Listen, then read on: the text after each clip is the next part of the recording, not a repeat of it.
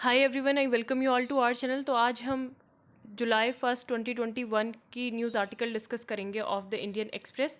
And before starting the session please share the video and subscribe to our channel and press the bell icon. So let's get started without further delay. सबसे पहली जो न्यूज़ है that is related to July 1। तो जुलाई 1 को आज एक important day celebrate किया जाता है that is known as national doctors day. तो नेशनल डॉक्टर्स डे की जो थीम है वो आपको मुझे बतानी है कमेंट सेक्शन में 2021 की क्या थीम है और 2020 की क्या थीम थी। ठीक है, तो नेशनल अभी मैंने सब्सक्रिप्शन भी ले लिया है इंडियन एक्सप्रेस का, तो अब मुझे रेगुलरली मतलब टाइमली होपफुली मिलता रहेगा न्यूज़पेपर। सो जुलाई में आई होप कि कोई डिले और कोई मतलब डिले तो हो सकती है वीडियो अपलोड होने में क्योंकि टाइम लगता है, but regular I try to be regular. So national doctor day celebrate किया जाता है 1 जुलाई को।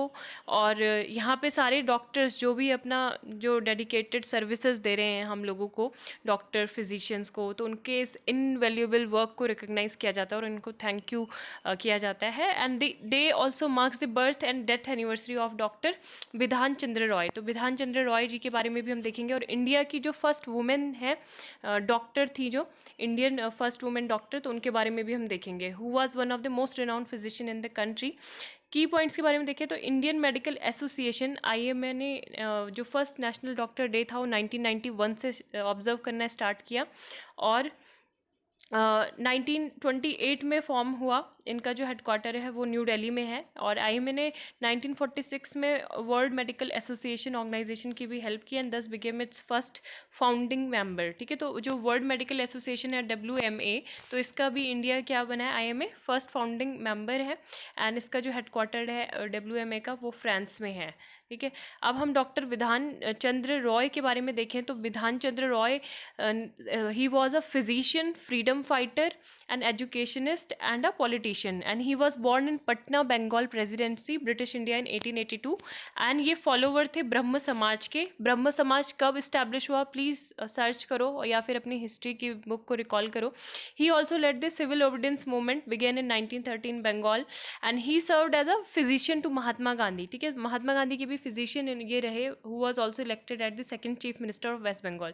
तो इनके बारे में कुछ ये की पॉइंट्स थे जो याद रखने हैं। ब्रह्म समाज के फॉलोवर थे, सिविल डिसोबीडियंस मूवमेंट में भी इन्होंने लीड किया था, फ्रीडम फाइटर, फिजिशियन, एजुकेशनिस्ट थे, और Patna Bengal presidency British India 1882 में बॉर्न हुए थे, और साथ में सेकंड चीफ मिनिस्टर थे वेस्ट बंगाल के। एंड इन्होंने 5 एमिनेंट जो सिटीज़ थी उनकी फाउंडेशन भी तैयार की, दुर्गापुर, कल्याणी, विधाननगर, अशोक के नगर एंड हावड़ा। ठीक है, तो ये सब है। और फर्स्ट मेडिकल कंसल्टेंट इनको बोला जाता था in the subcontinent of India, और काफ़ी इंपॉर्टेंट है। गवर्नमेंट ने इनको ऑनर दिया country's highest civilian award Bharat Ratna in 1961, और इनको नेशनल अवार्ड भी 1976 से इनके नाम से दिया जाता है for the work in area of medicine, politics, science, philosophy, literature and arts. अब इंडिया की जो फर्स्ट फीमेल डॉक्टर थी वो आनंदीबाई गोपाल राव जोशी। ठीक है, काफ़ी इंपॉर्टेंट है। और इनका जो जीवन था बहुत मतलब इनको पहले कुछ भी नहीं आता था। इनके जो हस्बैंड थे, उनके हस्बैंड ने इनसे इसी बेसिस पे शादी की कि मैं हमारी मतलब ये शर्त है कि आप शादी के बाद भी पढ़ाई करोगी। और उसके बाद इन्होंने जब इनको कुछ मतलब काफ़ी ज़्यादा हस्बैंड का मतलब सपोर्ट मिला। तो ऐसा नहीं है कि महिलाएं ही मतलब एक पुरुष की सफलता का कारण बनती है, बल्कि एक पुरुष भी महिला की सफलता का कारण बन सकता है। यहाँ पे इसका ये एग्जाम्पल है आनंदीबाई, जो आनंदी बाई गोपाल राव जोशी हैं। ठीक है, तो ये पेंसिल्वेनिया यूनिवर्सिटी से इन्होंने पढ़ाई की अपनी, अकॉर्डिंग टू हर बायोग्राफी। ये सब है ना, तो देख सकते हो आप इनके बारे में। नेक्स्ट जो न्यूज़ है वो देख लेते हैं। 2 ईयर डिग्री इन्होंने ले ली थी western medicine from the United state. मतलब उस टाइम पे हमारे बहुत सारे सुपरस्टिशंस एंड नोशंस थे। कंजर्वेटिव ब्राह्मण सोसाइटी में ये बॉर्न हुई थी, तो उस टाइम पे ये बोला जाता था कि अगर लड़कियां पढ़ाई कर ले तो उनके हस्बैंड की जल्दी डेथ हो जाती है, ये सब है ना। ये हम थोड़ा बाद में मिसलेनियस जो न्यूज़ है वो बाद में देखेंगे। तब तक आप एक क्वेश्चन का आंसर यहाँ पे बता सकते हो। Which of the following article deals with office of attorney general of India. तो अटॉर्नी जनरल ऑफ इंडिया के ऑफिस से कौन सा आर्टिकल डील करता है? 67, 76, आर्टिकल 86, 96। ठीक है, अग्नि पी के बारे में बाद में देखेंगे। अभी हम जो न्यूज़पेपर हैं उसे डिस्कस कर लेते हैं, मेन क्या क्या इंपॉर्टेंट न्यूज़ आज आई हैं। डॉक्टर्स डे है, ठीक है, और इंडियन मेडिकल एसोसिएशन का हेडक्वार्टर यहाँ पे भी देखो मेंशन है, न्यू दिल्ली में है। और हम इसकी जो इस्टेब्लिश कब हुआ उसके बारे में भी पढ़ चुके हैं। साथ में WMA का हेडक्वार्टर फ्रांस में, ठीक है, वो भी सब हम पढ़ चुके हैं। फाउंडिंग मेंबर था ये। और after covid doctors keep eye out for infection that prey on weak immunity. सारे डॉक्टर्स डे है आज, तो उनको सल्यूट करना चाहिए हमको। यहाँ पे सरप्राइज पिक क्या है, इंडिया की फर्स्ट बुलेट ट्रेन जो प्रोजेक्ट थी, काफ़ी इनऑर्डिनेट डिले वहाँ पे हुआ। और अब जो है आंचल खरे मतलब यहाँ पे फर्स्ट मैनेजिंग डायरेक्टर थे national high speed rail corporation के, लेकिन ये वेंसडे को रिटायर्ड हो गए। तो इनकी जगह पर कौन आए, Satish Agnihotri. 3 years after he retired as the successor, ठीक है। तो सतीश अग्निहोत्री यहाँ पे रहेंगे and head of Rail Vikas Nigam limited 2018 में ये थे। Then Pune officially becomes biggest city in Maharashtra. तो बिगेस्ट सिटी महाराष्ट्र की कौन सी बनी है, पुणे, ठीक है। यहाँ पे देखो म्यूनसिपल कॉरपोरेशन है, number of wards, budget and area के अकॉर्डिंग मतलब ये जो बिगेस्ट सिटी है वो बनती है। तो म्यूनसिपल कॉरपोरेशन पहले कौन था, जो ये ब्रिहन मुंबई, ठीक है, ब्रिहन मुंबई, देन पुणे, देन पिंपरी चिनवाड। तो अभी जो है पुणे ऑफिशियली बन गई है with the largest geographical area. और अब उनका जो पुणे का जो एरिया है वो कितना हो गया, 516.18 स्क्वायर किलोमीटर, ठीक है। और 440 स्क्वायर किलोमीटर ये ब्रिहन मुंबई का रह गया, तो दूसरे नंबर पे आ गई है। और लार्जेस्ट एरिया था पहले ये। और यहाँ पे जो है क्यों ये बनी है, क्योंकि यहाँ पे 23 न्यू जो विलेज है लास्ट ईयर मतलब वो ऐड किए गए थे, ठीक है। 23 new villages in the existing city limits. और पीएमसी क्या है, Pune municipal corporation limits are, ये सब है विलेजेस के नेम भी अगर आप देखना चाहो तो। Responsibility accountability big tech firms must be debated. तो यहाँ पे जो हमारे एक्सटर्नल अफेयर्स मिनिस्टर हैं एस जयशंकर, तो ये एक जो एक सेशन था with farmer British prime minister Tony Blair के साथ इंडियन ग्लोबल फोरम, तो उसको एड्रेस कर रहे थे। तो उसमें यहाँ पे इन्होंने बोला कि यहाँ पे हमें खुद पूछना चाहिए कि मतलब जैसे ये जितने सारी ये जो बिग टेक हैं, है ना, बिग कंपनीज हैं, they have huge power, where is the accountability, लेकिन अकाउंटेबिलिटी नहीं है। और this is again not an issue limited to India, मतलब ये हमारा जो डेटा है वो बाकी सारे पूरे अक्रॉस द वर्ल्ड वो क्या कर रही है, हार्वेस्ट कर रही हैं। So you have in a sense the opposite of the American Revolution, which is to have representation and no taxation. बाकी यहाँ पे इन्होंने जो अकाउंटेबिलिटी है बिग सोशल मीडिया कंपनीज की, तो यूनियन मिनिस्टर जो रविशंकर प्रसाद थे, इन्होंने भी मतलब अभी क्या हुआ था रिसेंटली, यूएस का जो कॉपीराइट एक्ट है उसको इन्वोक किया था, block his account but it should also be cognizant of the law in India. मतलब देखो हमारे इंडिया में आके ये लोग मनी अर्न कर रहे हैं, लेकिन हमारे जो रूल हैं उनको एडहर नहीं कर रहे हैं, उसको फॉलो नहीं कर रहे हैं। तो इंडिया ग्लोबल फोरम में इन्होंने काफ़ी बोला कि ट्विटर ने लास्ट वीक हमारे जो मिनिस्टर हैं उनको भी ब्लॉक कर दिया था, and last week blocked his account for an hour on a complaint made 4 years ago under digital millennium copyright act of the US. तो ये सब है ना। अगर आप अमेरिका का जो डिजिटल कॉपीराइट एक्ट है वो इन्वोक कर सकते हो, तो हमें हमारे जो इंडिया के कॉपीराइट रूल्स ऑफ इंडिया है तो वो भी, उसको भी आपको क्या करना चाहिए, रिकॉग्नाइज करना चाहिए। Pakistan won't restore ties with India until Delhi reverses Kashmir move. तो इमरान खान को फिर से किसी ने दिमाग में डाल दिया कि इस तरीके की स्टेटमेंट अभी देना जारी रखना चाहिए आपको। Then Delhi ask EU nation to consider India vaccines for travel to Europe, ठीक है। तो यहाँ पे जो ये बोला जा रहा है कि जो कोविड-19 की जिन्होंने यहाँ पे इंडियन अगर वैक्सीन है, क्योंकि अभी देखो कोवैक्सीन को तो EUA नहीं मिल पाया है, ठीक है, awaiting approval from the WHO। Covaxin जो इंडियन मेड वैक्सीन है कोवैक्सीन, अब बिना EMA के अप्रूवल के मतलब बहुत सारे जो नेशन है वो अपने कंट्री में आने नहीं दे रहे हैं इंडियंस को। और Nations importing and administrating Covishield will face challenges, क्योंकि कोविशील्ड भी अभी वहाँ पे नहीं लगाई जा रही है। यूरोपियन यूनियन में मेनली क्या कंसीडर की जा रही है, जो वैक्सीनेट किया जा रहा है, फाइजर, बायोएनटेक, मॉडर्ना और वैक्सजेरेविया, ठीक है, by AstraZeneca Oxford and Johnson Janssen, ठीक है। तो ये सब है ये दीज आर द वैक्सीन्स, मतलब जिसको भी ये वैक्सीन लगेंगी they will not face travel restrictions. बाकी हम लोग फेस करेंगे अगर हमको यूरोपियन नेशन जाना हो, तो मतलब जा ही नहीं सकते अभी जब तक कोविशील्ड का वहाँ अप्रूवल नहीं मिला हो या कोवैक्सीन का नहीं मिला हो। और फिर यहाँ पे ये बोला जा रहा है कि इंडिया भी मतलब कुछ रेसिप्रोकल एक्शन तो हम कर सकते हैं ना। रेसिप्रोकल पॉलिसी मतलब क्या होती है कि देखो आप तो हमारे पूरे पूरे रूल फॉलो करा रहे हो, वहाँ जाके हमको मैंडेटरी क्वारंटाइन करना है काफ़ी टाइम तक, तो ये क्या होगा, तो जब आप हमारी EU मतलब एक्सेप्ट करेगा कोविशील्ड या फिर कोवैक्सीन सर्टिफिकेट, तभी हम आपके जो सर्टिफिकेट हैं वो एक्सेप्ट होंगे, अदरवाइज यहाँ पे भी आपके सर्टिफिकेट एक्सेप्ट नहीं होंगे। And people from the EU will face mandatory quarantine upon arrival in India. ठीक है, तो ये है Naseeruddin hospital with pneumonia, flags 800 doctors death in second wave. तो ये बहुत, आज डॉक्टर्स डे है, और 20 रेजिडेंट डॉक्टर फ्रॉम महाराष्ट्र, तो ये सारी उनकी रिपोर्ट है IMA की। There are some among 800 doctors that the Indian Medical Association has counted in the second wave of COVID-19 this year. Majority were from Bihar and Delhi as per the IMA which has maintained a state wise registry doctor who died of COVID-19। तो काफ़ी last year जो था 754 था, और बहुत बड़ी संख्या में इस बार जाने गई हैं। उनकी मतलब पूरी फैमिली भी डिस्टॉर्ट हो गई इस COVID-19 की वजह से। ठीक है, तो according to doctor Rohan Krishnan, अभी मतलब ये बोले डॉक्टर डे की स्पेशल जो बैकड्रॉप है पैंडमिक के टाइम पे, और president prime minister Narendra Modi will address the entire medical fraternity on this occasion. Then editorials पे आ जाते हैं। लोकेशन नो बार, तो यहाँ पे ये जो एडिटोरियल है रिलेटेड है one nation one ration card के से रिलेटेड। तो यहाँ पे अभी रिसेंटली सुप्रीम कोर्ट ने एक बहुत अच्छी जजमेंट दी कि जो डेडलाइन है और वो सेट की है July 31 for the states to implement the one nation and one ration card system. ठीक है, तो ये बोला गया है कि माइग्रेंट क्राइसिस लास्ट ईयर में हमें देखने को मिला था, एंड फूड ग्रेन जो है डिस्ट्रीब्यूट किया गया था 2.8 करोड़ माइग्रेंट्स को अंडर द गवर्नमेंट जो क्या थी,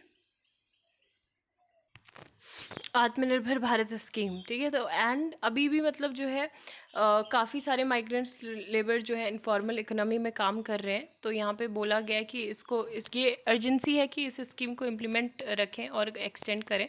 citizens must not be denied, मतलब आपको कि आप किस जगह पे रह रहे हो, अगर कहीं स्टेट से बाहर रह रहे हो, स्टेट की बाउंड्री से बाहर, तो आपको उस बेसिस पे एटलीस्ट एक्सक्लूड ना हो आप, जो वेलफेयर बेनिफिट्स हैं है ना उनसे। तो कंसेप्ट जो है one nation one ration card का, वो क्या है कि जो जितने भी सिटीजन्स हैं वो अवेल कर सकें, जितने भी इंटाइटलमेंट्स हैं respective of where they reside in the country. चाहे वो आंध्र प्रदेश का व्यक्ति है और वो आ गया है उत्तराखंड में या फिर उत्तर प्रदेश में, तो वो क्या है, यहाँ की उसने रजिस्ट्रेशन कहाँ करा रखा है, अपने राशन कार्ड का जो रजिस्ट्रेशन है आंध्र प्रदेश में है, लेकिन कल को यहाँ पे आता है तो उसको क्या होगा, यहाँ के भी मतलब उसको ये ना हो कि यहाँ की रजिस्ट्रेशन दिखानी पड़ेगी। ठीक है, यहाँ पे भी उसको वही सारे बेनिफिट्स वो अवेल कर सकता है जो यहाँ मिलते हैं। तो ये इस तरीके का one nation one ration card का कॉन्सेप्ट है।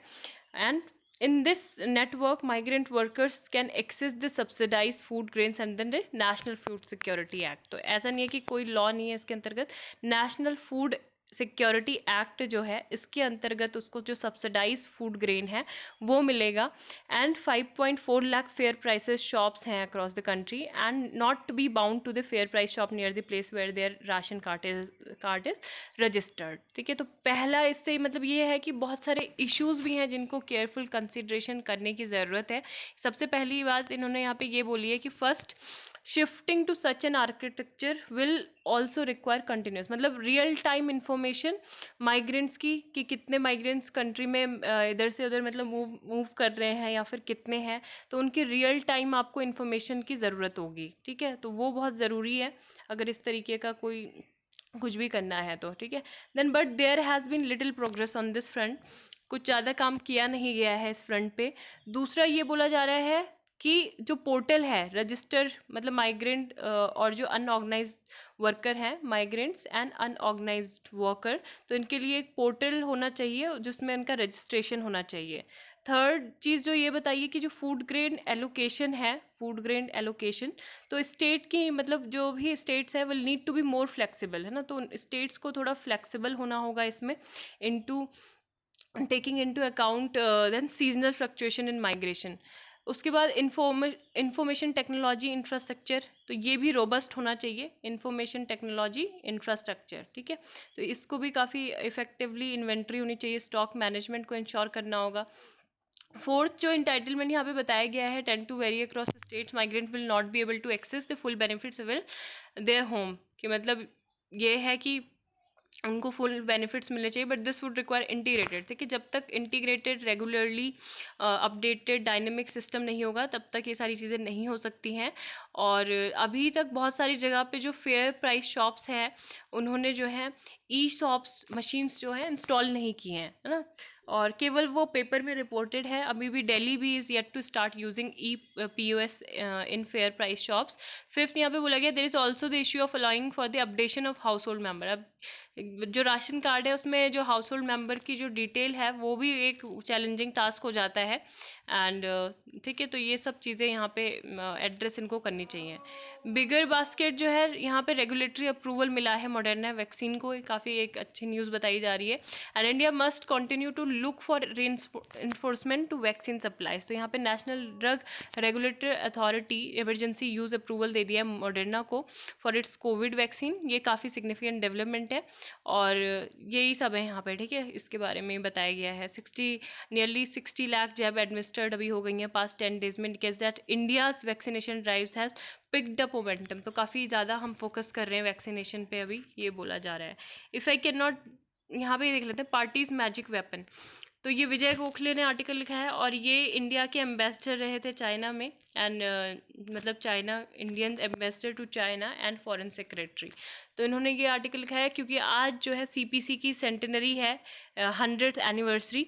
एंड ये reminder of pressing need for broader China studies in India beyond focus on PLA। हमारा जो फोकस रहता है वो अभी PLA पे रहता है, पर यहाँ पे कुछ जो मेन और ऑर्गेनाइजेशन बन गए हैं जिस पे हमें फोकस करना चाहिए। जैसे उनमें से एक यहाँ पे जो बात की गई है वो किसकी की गई है, UFWD। UFWD क्या है, यूनाइटेड फ्रंट वर्क डिपार्टमेंट। ठीक है, United front work department is barely understood and दस अंडर एस्टिमेटेड। तो इसको काफ़ी अंडर एस्टिमेटेड हमने अब तक कर लिया है, लेकिन जहाँ जहाँ PLA की प्रेजेंस नहीं बन पाई वहाँ वहाँ किन की प्रेजेंस गई, इनकी प्रेजेंस गई। ठीक है, तो ये काफ़ी इंपॉर्टेंट है। And this is happening at a time when the party commands more wealth, power and global influence that an any point in this history. और रोल जो था पीपल लिबरेशन आर्मी का कंसोलिडेट करना पावर को और expand करना, ये तो काफ़ी PLA ने कर चुका है ना। The role of other united world front is barely understood और अंडरस्टिमेट इसको किया गया। 1939 में कम्युनिस्ट पार्टी जो थी ये एक ग्रुप ऑफ रिबेल्स थी ना। उस टाइम के माओ ने इनको डिस्क्राइब किया था UFWD को as one of the 3 jewels. 3 jewels में इनके क्या आ गए, या फिर मैजिक वेपन। 3 मैजिक वेपन अगर चाइना के पूछा जाए तो ये किसको बोलते हैं, एक तो अपनी PLA इनकी हो गई। ठीक है, PLA। दूसरा इनका क्या हो गया, जो इनकी कम्युनिस्ट पार्टी ऑफ चाइना है। ठीक है, कम्युनिस्ट पार्टी ऑफ चाइना। तीसरे इनके जो मैजिक वेपन्स है तो उसमें तीसरा आ गया UFWD। तो ये इन्होंने इस पे ही मूव करते हैं। While the PLA was involve in fighting, मतलब ये जैसे वे टू पावर के लिए फाइट कर रहे हैं।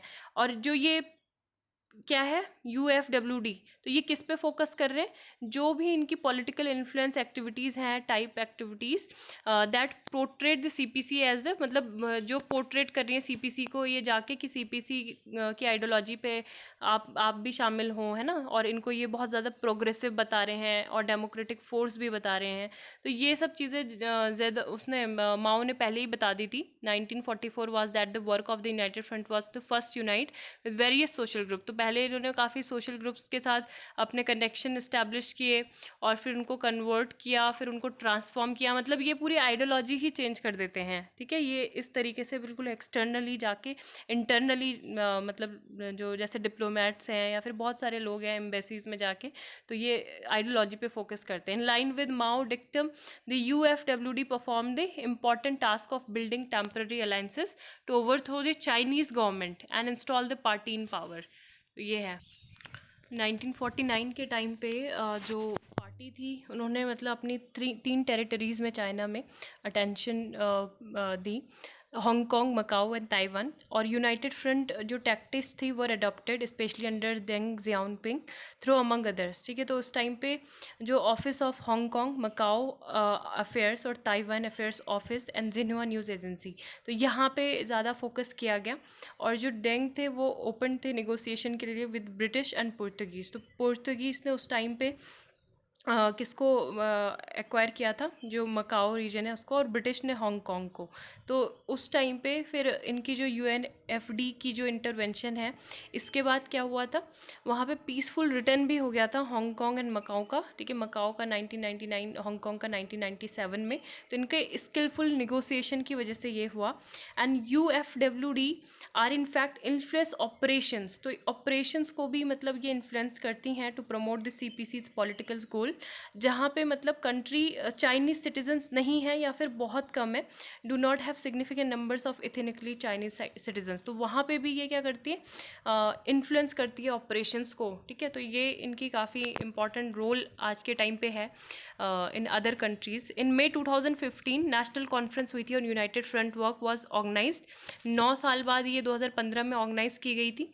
And new regulation were enacted to enhance its authority to operate externally. तो यहाँ पे इन्होंने एक तरीके से जो की एजेंसीज़ हैं, ओवरसीज़ इन्फ्लुएंसर्स, या फिर जो स्टेट एडमिनिस्ट्रेशंस हैं रिलीजियस अफेयर्स के, या फिर स्टेट एथनिक अफेयर्स कमीशंस हैं, या फिर कॉन्फ्यूशियस इंस्टीट्यूट्स हैं, तो यहाँ पे इन्होंने क्या कर लिया, डायरेक्ट कंट्रोल कर लिया। The party also created a new leading small group with general secretary Xi Jinping and has the head signifying direct control and command from very Pinnacle. तो ये सब है। और चाइना को मतलब अभी इंडिया को इस तरीके से लाइटली चाइना को नहीं लेना चाहिए, बिकॉज़ ये जो है अगर हम बात करें यूरेशिया की, तो वहाँ पे भी इनकी प्रेजेंस है। Belt and road initiative and ideological twin यहाँ पे है, कॉमन नैरेटिव जो ये बना रहे हैं, common culture narrative in Eurasia. And ideological twin community of shared future for mankind are more than just foreign policy doctrine, है ना। तो बस यही है। And Indians can no longer afford to have superficial understanding of their largest neighbor and would be hegemon। तो यहाँ पे ये कि इनकी जो ये स्ट्रैटेजी है, इसको समझना चाहिए इंडिया को कि किस तरीके से ये आइडियोलॉजिकली इन्फ्लुएंस कर रहे हैं। आइडियोलॉजिकली जो ऑपरेशंस है वो यूएनएफडी के द्वारा चलाए जा रहे हैं, यूएफडब्ल्यूडी के द्वारा, ठीक है। Then a multilateral force for good, तो यहाँ पे France and India presidency of UNSC are an opportunity for change. तो जो फ्रांस है और इंडिया है वो यहाँ पे पेरिस और दिल्ली में ही पार्टिसिपेट नहीं करते, बल्कि वो न्यूयॉर्क में भी मिलते हैं यूनाइटेड नेशन सिक्योरिटी काउंसिल के टेबल पे, where are 2 countries are currently seated by side. तो यहाँ पे ये है कि अभी जो है फ्रांस और इंडिया चेयर करेंगे जो यूनाइटेड नेशनल सिक्योरिटी काउंसिल है, जुलाई एंड अगस्त रिस्पेक्टिवली। और एक रूल बेस्ड मल्टीलेटरल सिस्टम के अगेंस्ट जो ये क्राइसिस 21st सेंचुरी में देखने को मिले हैं, तो ये दोनों की ही कॉमन प्रायोरिटी है। और कन्वेंशनल जो राइवलरीज हैं, जैसे ट्रांसनेशनल थ्रेट्स जो होती हैं, लाइक आतंकवाद, new forms of insecurity triggered by climate change, ठीक है, और पैंडमिक्स जो हैं, और universal principle of international law, तो इन सब चीज़ों को एड्रेस किया जाएगा। एंड कोऑर्डिनेट करेंगी, ह्यूमन सेंट्रिक रिस्पॉन्सेज होगा, कैन जो कि पीस एंड स्टेबिलिटी को इंश्योर करेगा। तो यहाँ पे हम क्या चाहते हैं कि रिफॉर्म्ड मल्टीलैटरलिज्म चाहते हैं कि ये जितने भी ऑर्गेनाइजेशन है ना, तो यहाँ पे क्या होना चाहिए, सुधार होना चाहिए। और फ्रांस भी हमारा लॉन्ग स्टैंडिंग मतलब यहाँ पे सपोर्ट करता है इस चीज़ में। और यूनाइटेड नेशन जो सिक्योरिटी काउंसिल है, सबसे पहले वहाँ से शुरुआत होनी चाहिए, क्योंकि ये प्राइमरी रिस्पॉन्सिबिलिटी है एक इंटरनेशनल पीस एंड सिक्योरिटी के लिए, जो यूएन चार्टर है उसके अकॉर्डिंग, ठीक है। तो यहाँ पे ये बोला गया है कि we advocate the council consideration of the emergence of new powers that are in position to make an important contribution to its action. तो फ्रांस जो है इसके एक्सपेंशन में भी फेवर करता है, मतलब दोनों कैटेगरी में, और इसकी मेंबरशिप में भी एक्सपेंशन होना चाहिए। और इस यहाँ पे परमानेंट नॉन परमानेंट मेंबर दोनों ही कैटेगरी, ठीक है, 2 कैटेगरी है ना, 15 जो है नॉन परमानेंट है, 5 जो है P5 है, यानी कि परमानेंट मेंबर है। तो ये बोल रहे हैं कि हम कैंडिडेचर इंडिया का सपोर्ट करते हैं, और बाकी की जो 3 कंट्रीज़ हैं G4 members, that is Germany, Japan, Brazil, तो इनकी परमानेंट सीट के लिए हम सपोर्ट करते हैं, क्योंकि हम इंडिया को एक